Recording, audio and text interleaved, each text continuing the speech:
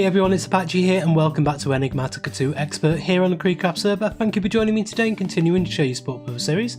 If you do enjoy this episode, please leave a like and a comment, and if you're new to the channel, don't forget to subscribe as well. We're going to be carrying on with nuclear craft today, and I did jump the gun a little bit last time.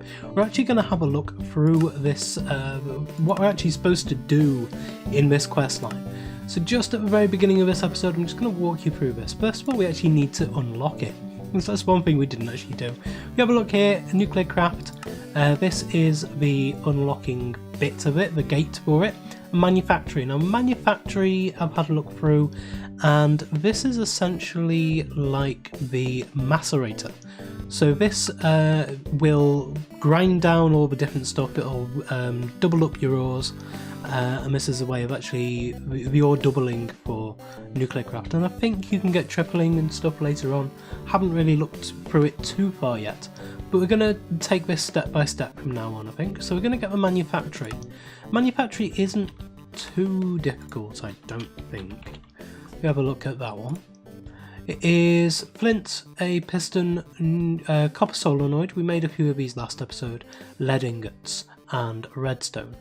What I want to do is I'm going to walk you through a few of these recipes first, and then I'm going to gather up a load of materials and we're just going to build them all through. So we're going to find out the recipes for them first one.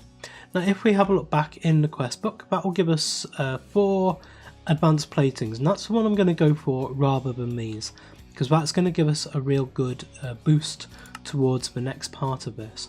If we open up then the nuclear craft tab on here, that will open up this center one here, and so we'll get something for that. And then we've already got the alloy furnace here, and so that will open up this one as well. So we can then go towards any of these we want, and then carry on down that line. Or we can go for, we will also have a manufactory, so that'll open up this bit as well. I've already made some speed upgrades, so that'll open up that. And then we have things like the ingot former, the machine interface, salt mixer. And this salt mixer I think goes down the route of, there's like a salt generator, produces, I think it does anyway, produces electricity from refining salt. So we'll have a look at that. And then we get the basic plating. I've already made some basic plates, so I'm hoping that this one will unlock. And then we get the nuclear furnace, and I'm interested in having a look at this, and I think we're going to go actually probably to a creative world to actually test this and see what it's like, see what happens with this, because I don't know and I really don't want to blow anything up in the overworld here. So we're going to have a look at that, and then we get down to the fission controller, so we're having a look at nuclear fission, fission fuels, and then the DU plating. I do actually have some of this DU plating as well, so we may be able to jump start into that, and I will already have some advanced plates as well. And then we get to elite plates and a fusion core and nuclear fusion and fusion coils as well. So yeah, actually I think the very first thing we need to do is open up as many of the different things here as I can. So I'm going to work my way through this, and I will meet you back in a second once I've got all the ingredients for manufacturing set up and I've got my alloy furnace in my hand. So now I've got my alloy furnace, speed upgrades and energy upgrades in my inventory here, and we also have the manufactory here as well. So we'll grab the manufactory out of there. So that's the recipe you saw before. There's made the advancement industrializing. That's brilliant. That's opened the gate for nuclear craft. So we'll come back into here, go to the gates, and we'll complete this one. I'm going to grab the advanced plates here. So we'll get those. And then back. And then open this back up. So that's done that one. So we'll go to nuclear craft. That will open up this one here. Click on the checkbox. Console command. Welcome to nuclear craft. This mod is all about generating massive amounts of power through nuclear fission and nuclear fusion. The trickiest part of this mod is without doubt figuring out how to get the various nuclear fuels and isotopes. JEI does show you how to obtain it all, but there are often several steps. It leads to Draconic Evolution and the end game. I love Draconic Evolution, so I definitely want to go through this to be able to get to Draconic Evolution. And I get a console command which is hidden. Okay, so back, let's back out of that. I've begun my nuclear craft quest line. Doesn't actually tell me what I've got though. So if we have a look at help,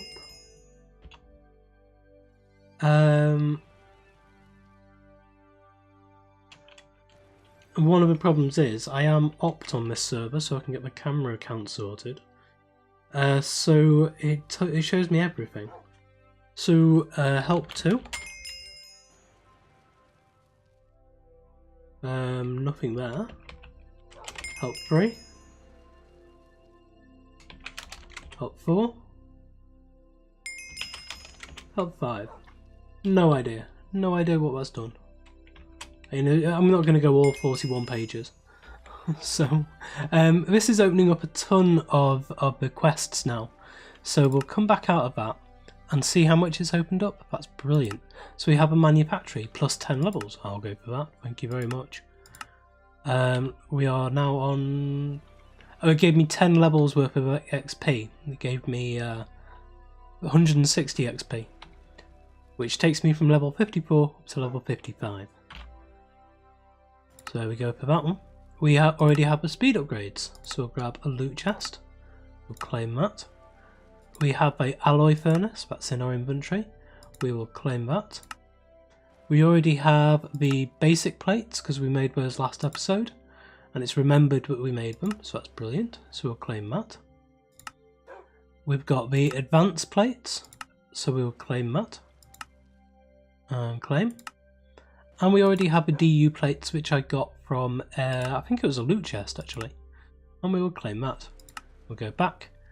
And there we are, that's opened up quite a lot. So we already have access to now the isotope separator, the decay hastener, the pressurizer, the melter, the fuel reprocessor, and the fluid infuser. And that will then lead to the fluid extractor. One we're going to go for today is the melter. I really want to get that up and running. We also have the salt mixer, the machine interface, the ingot former. I assume the machine interface allows you to interconnect machines, maybe make multi-block things out of them. We can also go for the nuclear furnace, so we're going to have a look at that as well. But we do have 1, 2, 3, 4, 5 loot chests to have a look through. So the first one, let's go. Hay bales. 9 hay bales. Yay. Isn't that amazing? Second one. Music disc.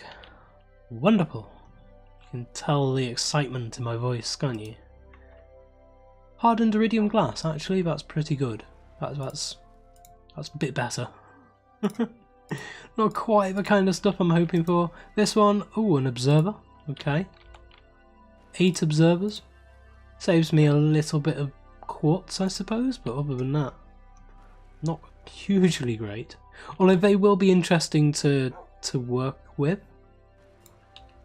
Some of the vanilla stuff, mixing it in with modded. No, oh, farmer! Perfect, perfect, perfect, perfect. This will allow us to automate the production of seed oil down there, because we can take something like this little setup we've got here with the industrial hemp. We've got just a dispenser, simple redstone clock, but we can actually we can get rid of this redstone clock completely. We can place something in here, an observer, so that when this grows up, the piston fires and the piston will give another observer signal to the dispenser to dispense some bone meal. So we just need 2 observers in this thing here to be able to automate this entire process, basically, and without using a redstone clock, and it will just run purely on whether there is bone meal in the system or not. So that'll be pretty good. And then yeah, this farmer will allow us to actually grow, to do away with all of that and just use the farmer to grow crops, so we can modernize or mod this area here. But it'll also allow us to do mystical agriculture as well, and we have some base essence seeds now, or we have everything we need for them. So yeah, that's really cool. That opens up the game even more for us there. So let's have a look at some more of the stuff with NuclearCraft. So I've been playing around with this mod for a little bit now in creative, and I think I've come up with a fairly good design for a fission reactor that will see us quite far into the future, I think. I was originally thinking of this mod as a gateway to the extreme reactors, and then just working through with the cyanite and plutonium and stuff like that. But I do think this is going to take us quite far into the mid game, just with this one little setup here. I can't really see why I would need much more than this until we start getting into big machine arrays and maybe the mechanism ore quintupling, so getting 5 ingots out of a single ore and stuff like that. I don't think I'm really going to need much more for the next 10 to 15, maybe 20 episodes or so. And yeah, until we get quite far into the mid game. So I'll walk you through it. This is the NuclearCraft fission reactor. It revolves mainly around these the fission reactor casings, and so much like extreme reactors, you need to make a hollow cube out of these casings. Now the difference is with extreme reactors, you need these corner bits on here. However, with this, if I place one here, this will create an invalid block. Multi-block structure, so you don't want them on the sides here. Although, looking at this now, that may have changed since I have read the mod spotlight on this. So if I just try this now, if I just put these up like that, is that actually, yeah, casing incomplete, you can see here. So I think it might be these bottom ones that it didn't like. So if I place that one in, casing incomplete, casing incomplete, and take these ones out, and now you can see it works again. So there's certain things that it doesn't like being on there. It seems to like these ones, that's okay, but as soon as I put one in there, casing incomplete. What about at the bottom? Yeah, it doesn't like them at the bottom either. Hence why I put these factory blocks in, just to give it a bit of a surrounding. And grab one of those and build this back up here as well, like that. So this is just decoration. We can do this in any way we want. We can work it out in any way we want. But I've made this a little bit industrial. Maybe we'll build a little industrial complex for it, quite far away from town. There's one thing I haven't tried is what happens when this is a meltdown, and I've set up something out there in the west to test that out later on. Anyway, inside here, we can actually, I really like this, we can actually add a reactor door into this. We can actually head inside, and it's safe to do so, it's fine, it's perfectly fine. And we can add blocks inside that aren't part of the thing at all. So it's actually quite a good place to, like a mini storage room. You could actually have chests in here, you could have little machines in here, you could even have, because this can grow up to 24, I think is the maximum size for one of these. So you could actually have a compact machine inside of your fission reactor. That's pretty cool, I think. So in here we have an array, basically, and I'm going to show you a few things. With this, first of all, in this configuration, we have a maximum, oh, I've got no fuel in here at the moment. I have been using this LEU 233 tool, so if we grab one of those and we can place that inside there, and we can see we're getting nearly 16,000 RF per tick with this, and I'll just turn it off so that we're not inside it getting radiation and it's not wasting that. Yeah, we're getting nearly 16,000 RF per tick, which is really good for this stage of a game. That's amazing. And we are on negative heat as well, so we could actually expand this and make it a little bit more efficient. and a little bit better. We can fill in these gaps here, and all of this space here we could try to fill up to make it as optimal and efficient as we can possibly make it.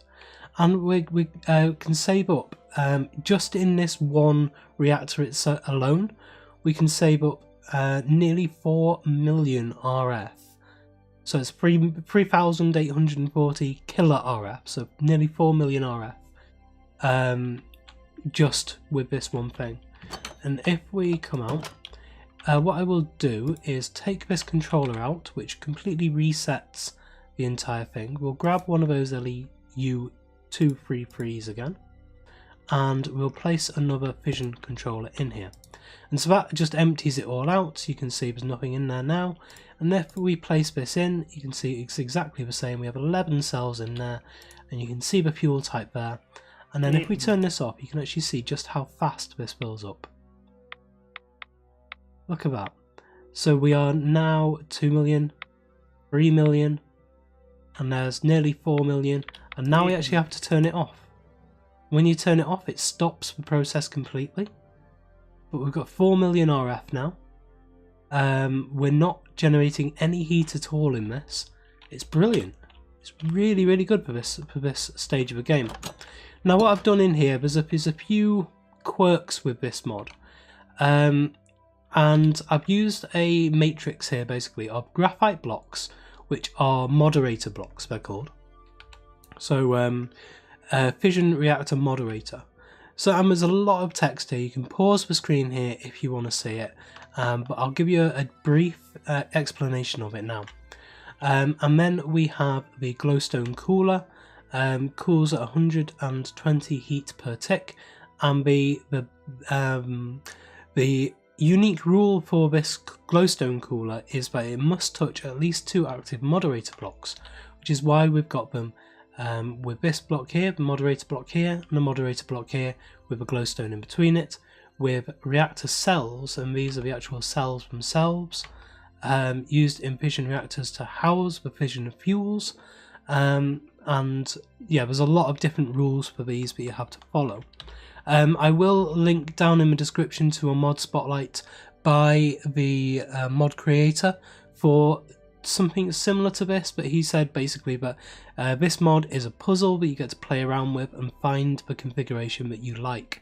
And I will also place another link in the description to a quite a nice tutorial I found. Well, it's actually part of a let's play by 47 Mark IV, and his tutorial on this, or his episode on this, on a nuclear fission reactor, really helps me as well. So with this, we're perfectly safe. If you leave it on, the only unfortunate thing is if you leave it on, it does continue to use the fuel, and you can see after 2 minutes it will be completely depleted. Now that's actually partially a good thing, because we need the depleted fuel from here to be able to go up in the chain. So you can see here there's lots and lots and lots of different fuels here. I think there's about 40 or 50 altogether, until you get up to this HECF251 oxide fuel, and this is the biggest fuel capacity that we can get. So if we take that out and place another one in, we just see what ridiculous power this actually gets up to, and the amount of cooling that it would need. Well, look at this. 138,600 RF per tick, but it generates 25,600 heat per tick as well. Now obviously we don't want that, so I'm going to stick to this LEU233 fuel.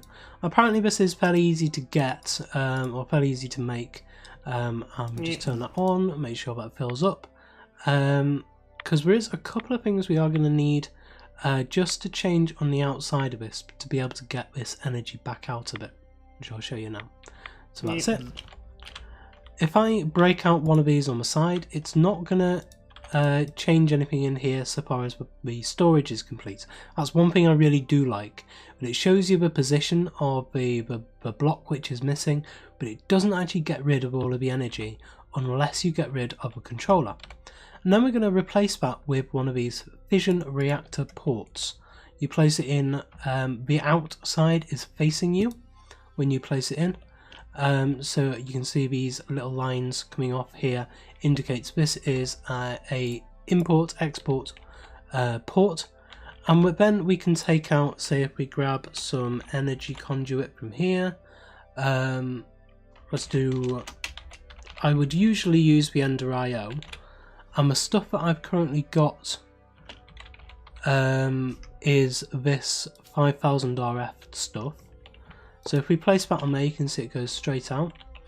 And we're just going to place this down into, there is a block which I found in NuclearCraft, which is these basic voltaic pile. You can see energy stored is 1.6 million RF, and is also outputs as EU at power tier 1, which is really good as well. So we can actually start powering our stuff with this, our IC2 stuff with this. And that won't blow up the tier 1 stuff. You can see it's filling up nice and quickly, and this is depleting slowly, and it's mainly depleting slowly because of this here. If we have the bigger wire on here, that will deplete much quicker out of this. And I do like that if you right click on the reactor port, it gives you exactly the same information as if we came over into this controller here. So that's really cool, that. So yeah, this is depleting slowly. That is this one now full. You can see 1,600 out of 1,600 killer RF there. And so we can make a few of these. The recipe for these isn't too bad if we look at the recipe there. Basic plates, copper solenoid and a magnesium block. We have magnesium. So we can just smelt that down into a magnesium ingots, create a magnesium block. Fairly simple. So yeah, I'm surprised at how easy it is to create a 1,600,000 RF or FE battery, essentially. One thing I don't know is if I come into survival here, let's just go into game mode 0 and let's grab a pickaxe. I suppose that one will do. Let's grab one of those. If I pick this up, now that has gone there. Yes, it does. It keeps all the RF in it, which is always good for batteries like that.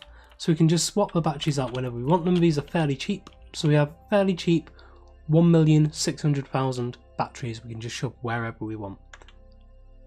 So now is the time we've been waiting for. What happens when one of these blows up? I don't know. I honestly don't know what happens. So we're going to fly all the way out here to the west where I built another one, pretty much a clone of that, but very inefficiently. And we will see. I've done it all the way out here because I know some of these, when you're dealing with nuclear reactors... Oh, hello. You're big. When you're dealing with nuclear reactors and stuff like this, some of them tend to blow up. And I know the, especially the Draconic Evolution one and the Mechanism one have like a 200 chunk radius, something stupid like that. Might be a 40 chunk radius now, but they might have nerfed it. However, in here you can see we're actually making 241,920 RF per tick. We're generating 57,660 per tick. I've already got a little bit in it because I just did that. And you can see how fast that goes up. So I'm in creative, I'm not going to get hurt by this. So we're going to see what happens. Okay. That's not too bad. So if we create this in a trough, we can contain all of this, whatever this is. This is nuclear reaction. What is this? Let's grab a bucket. And we'll find out. This is... Oh, of course, it doesn't actually do anything. It doesn't actually tell me. So I will need to be in survival to do this. So let's come down onto the top of it. Game mode 0. Corium. Okay. And does it kill me? Does it actually do anything? Oh, yes it does, okay. There we go. Tried to swim in lava. So that might actually be a very good thing for fueling, say, a smeltery or something. I saw it had 1,200 heat on it. So if I just go back into creative, see, my particle effects are a bit weird. Strange particle effects, and it's telling me, is that a death thing? It shows me where my death thing is.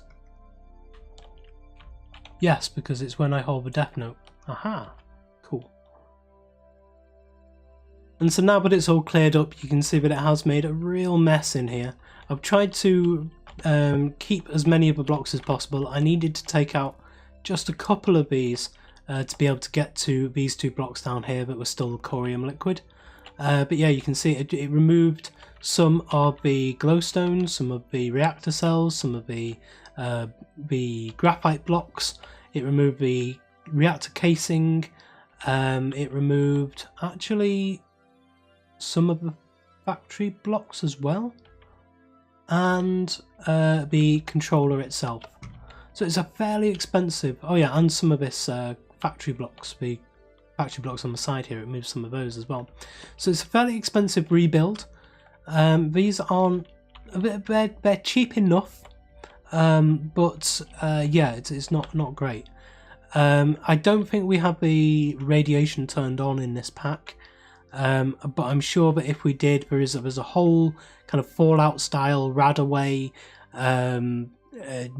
RAD system set up within CreedCraft that you can turn on within the options if you want, and I'm pretty sure that would spread a lot of RADs out into this area if it melts down. But yeah, that is that. I'll see you back on the CreedCraft server, and we'll see if we can get any of this at least started.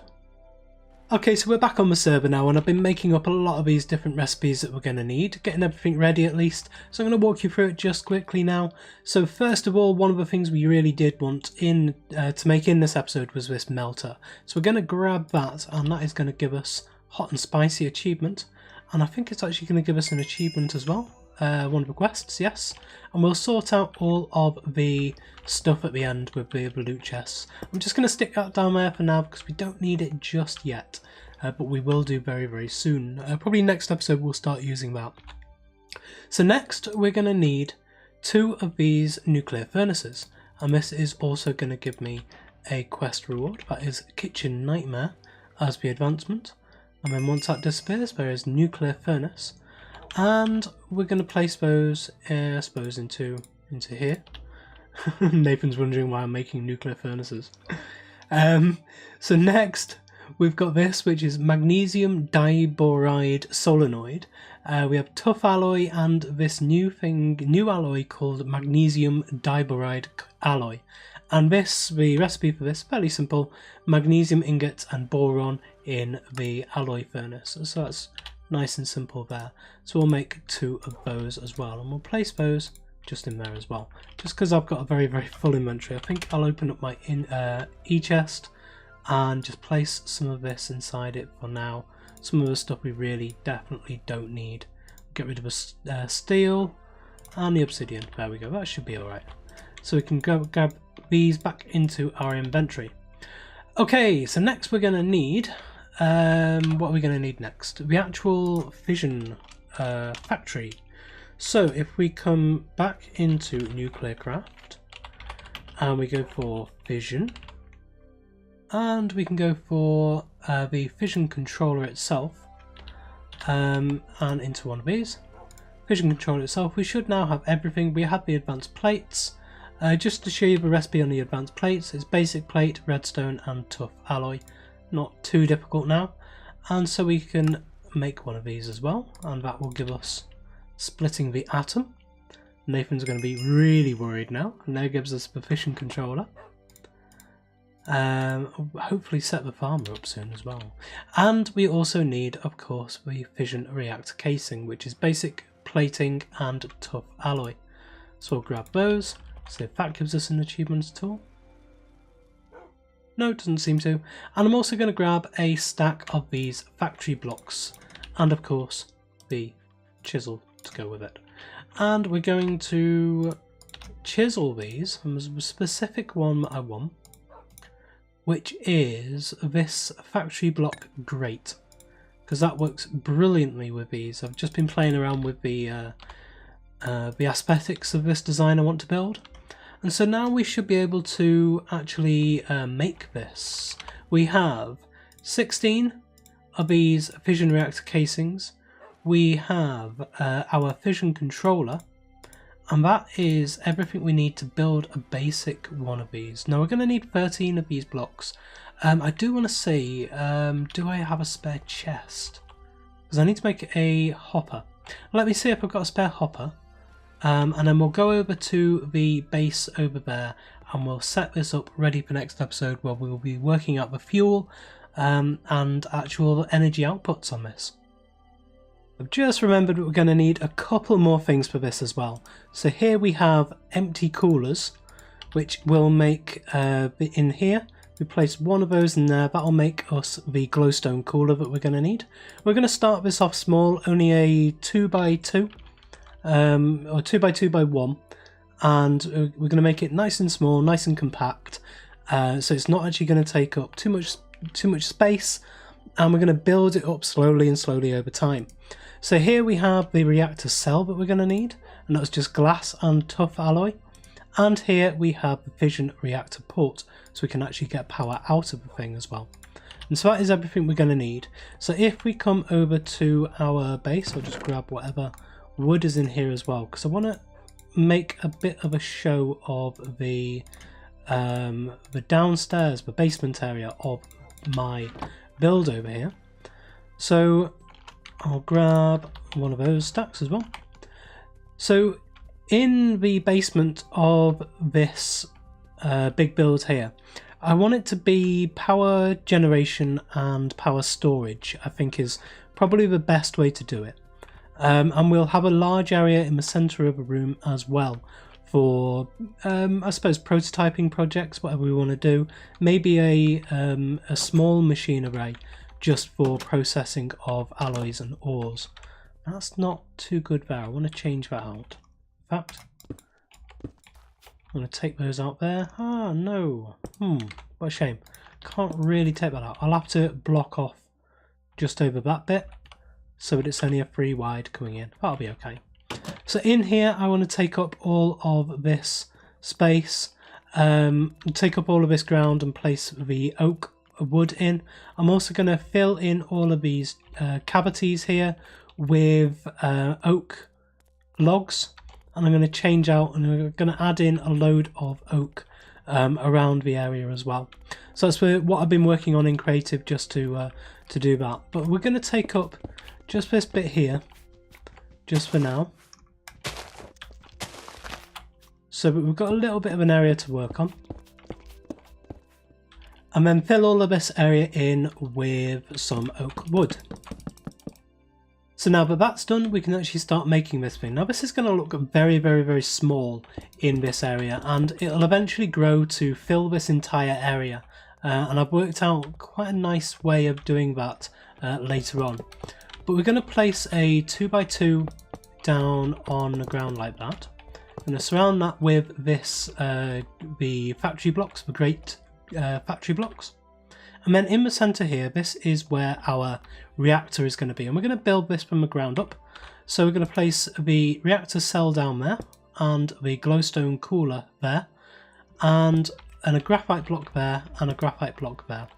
And this will create just over 1,000 RF per tick, with a zero heat emitted. So this is a zero sum thing for the type of fuel that we're going to use, the LHE233 fuel, I think it's called, and we'll be sorting that out next episode.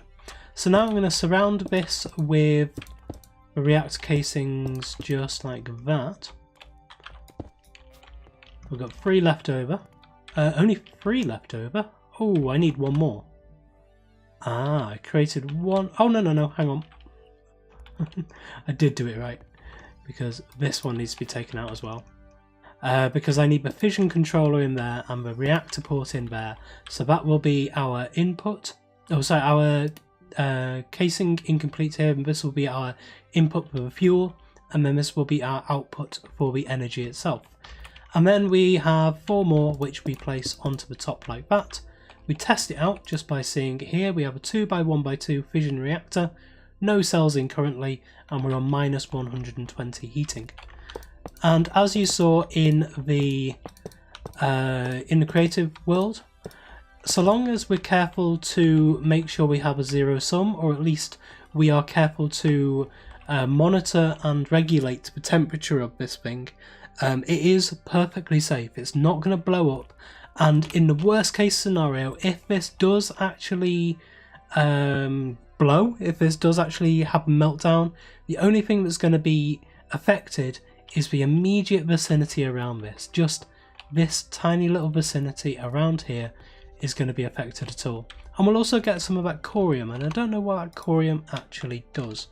So we just have a quick look just at the very end here. Does this corium actually do anything? Is there any uses for this corium? So we can fill stuff with it.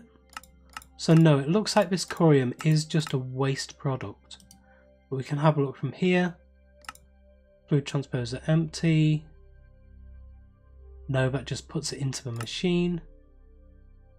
So we may be able to do something with Formcraft with it.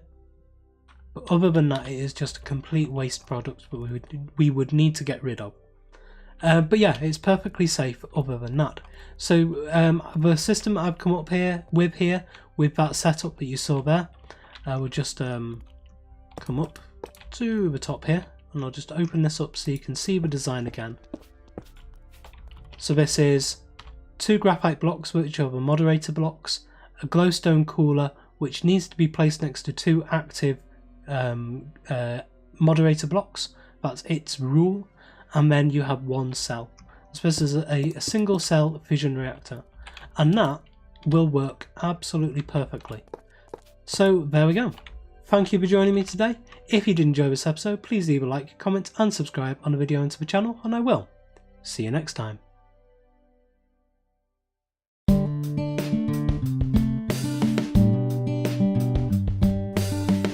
If you enjoyed this video, please consider supporting me by subscribing to the channel and liking and commenting on the videos.